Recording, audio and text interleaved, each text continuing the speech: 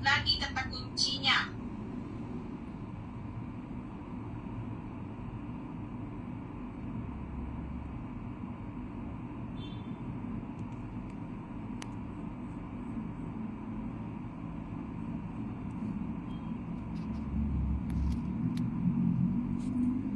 Manakah dari rancangan berikut yang dapat membantu menciptakan pembelajaran yang efektif? Nah, ini pembelajaran yang efektif secara menyeluruh.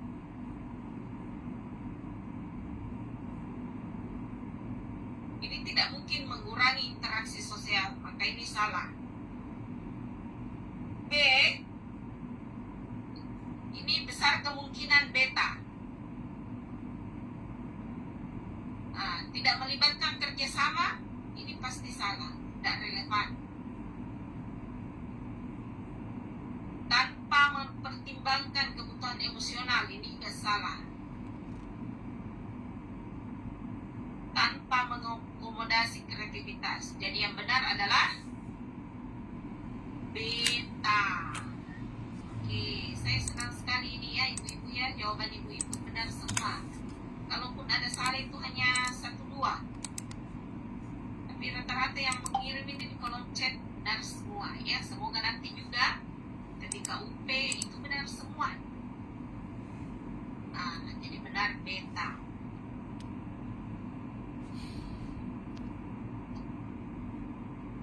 Nah, sekarang kita pindah ke nomor 21. Wah, ini panjang sekali lagi soalnya ini. Nah,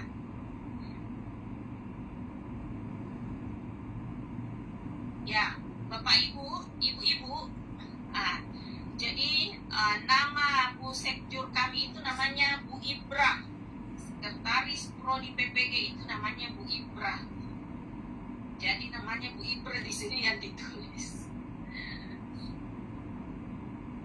Ya, ibu-ibu kalau panjang begini ya, jangan terlalu habis energi membaca di tim soal. Langsung baca di apa maunya ini soal. Apa maunya itu dilihat dari apa yang dia tanyakan. Nah, ini rancangan pembelajaran yang paling sesuai memanfaatkan teknologi, pengetahuan teknologi ya. Jadi ini intinya ini soal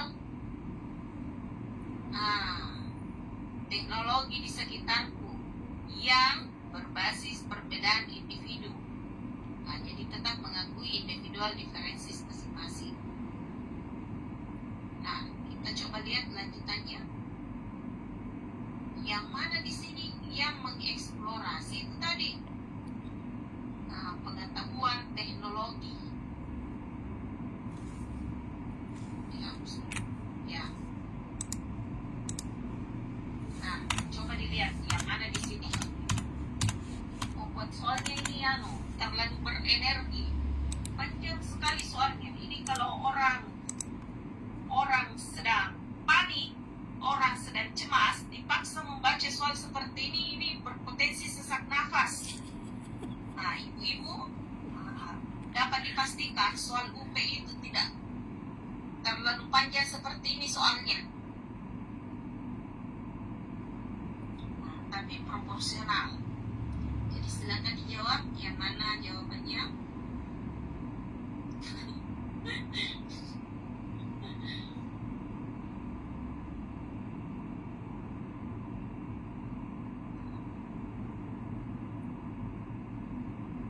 Oke, ini jawabannya ibu-ibu sudah benar semua ini ya.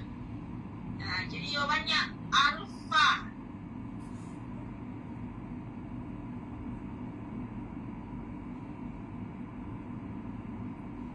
Nah, jadi ketika ditanya kenapa menjawab alfa, jangan dijawab bahwa karena dia yang paling panjang. Nah, jadi jawaban itu bukan dilihat dari yang paling panjang, tapi yang mana yang paling tepat sesuai dengan keadaan soal. Nah, jadi benar jawabannya alfa. Selanjutnya 22.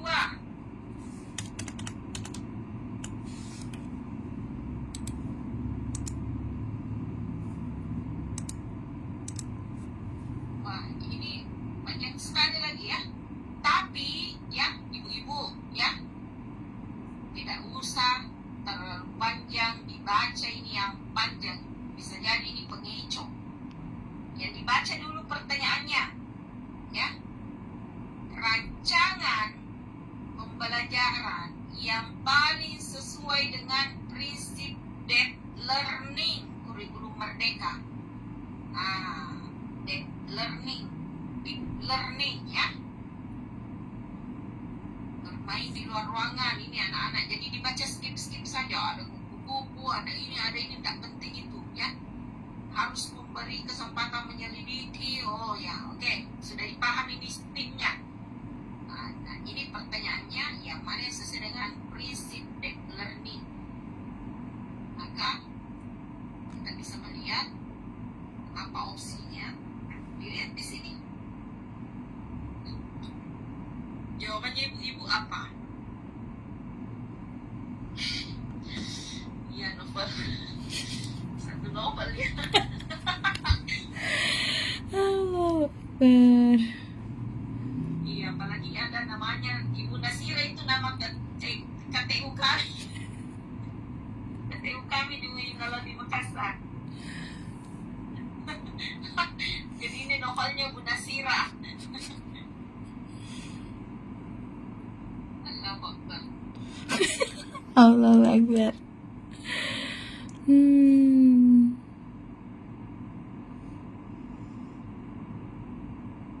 Ya, ibu-ibu, ya nomor 22 itu terkait dengan Bu Nasira. Coba saya lihat dulu apa jawabannya, ibu. Oh, ada yang jawab E. Tadi ada yang jawab E. Ibu Eva jawab E. Coba kita lihat C dan E, ya.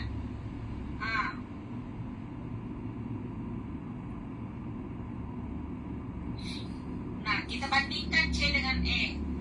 C ini Ibu Nasira merancang proyek taman mini kita, di mana anak-anak mengamati pertumbuhan tanaman dari biji, mendokumentasikannya.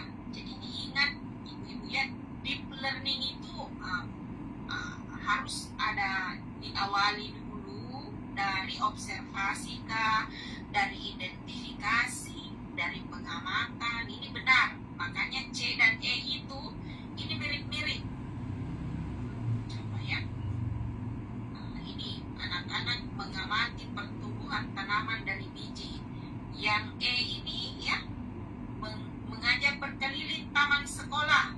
Selanjutnya di C ini mendokumentasikan perubahan dengan gambar foto. Jadi tidak ada yang terlewat, karena di foto apa-apa saja di situ pertumbuhannya, diprediksi pertumbuhannya, diukur tingginya dengan satuan tidak baku, dan mendiskusikan kebutuhan tanaman hidup. Nah, setelah itu yang di bagian E, setelah berkeliling maka dikumpulkanlah sampel daun serangga, kemudian diidentifikasi warna ukurannya, serta membuat poster tentang lingkungan sehat. Nah, di akhir minggu. Jadi, ibu-ibu, pada dasarnya C dan E ini tidak ada yang salah, ya, tidak ada yang salah. Namun di antara, jadi kalau misalnya kita menemukan ada dua jawaban yang benar, yang mana yang dipilih? Tidak mungkin kita memilih C dengan E, karena di komputer itu kita hanya bisa satu kali mengklik dari A, B, C, D, E. Kalau kita klik C, tidak mungkin E juga terklik. Meskipun kita klik C, lalu kita klik D, E, maka yang jawaban terakhir yang akan diterima. Maka kita harus memilih yang mana yang paling relevan di antara yang relevan. Sama misalnya kalau kita mau menghindari sesuatu, sama-sama mau kita hindari, yang mana yang harus dipilih? Pilih yang paling tinggi resikonya. Kalau yang ini, pilih, karena ini sama-sama positif, maka pilih yang paling positif di antara yang positif. Pilih yang paling deep, yang paling mendalam di antara yang paling mendalam.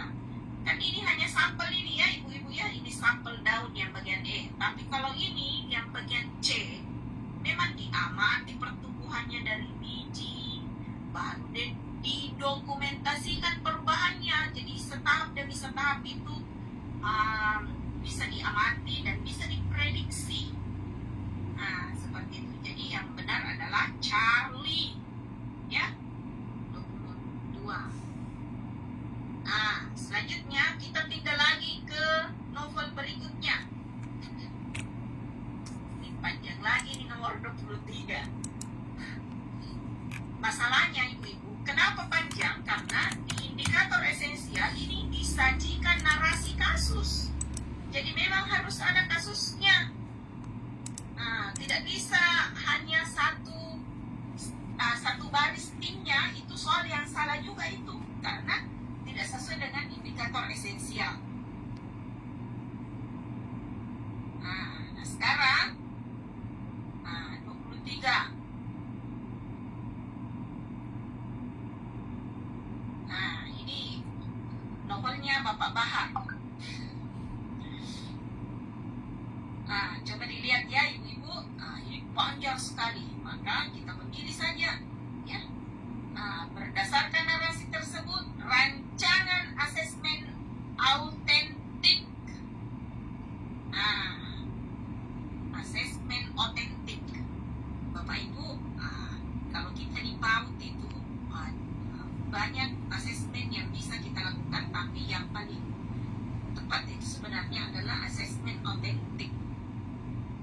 Karena ini benar-benar melihat fenomena yang otentik di peserta didik kita. Makanya itu ibu-ibu bagus kalau banyak catatan anekdot yang kita lakukan di kelas.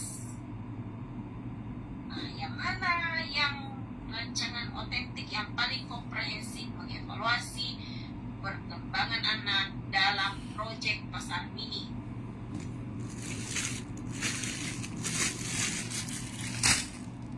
Ini opsi jawabannya. Silakan dipilih yang mana. Tunggu, saya izin dulu ke belakang. Ibu.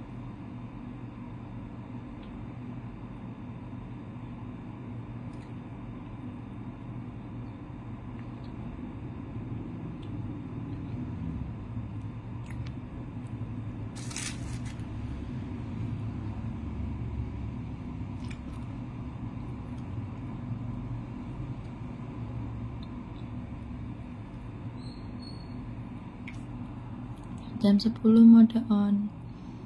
Sandingane gorengan.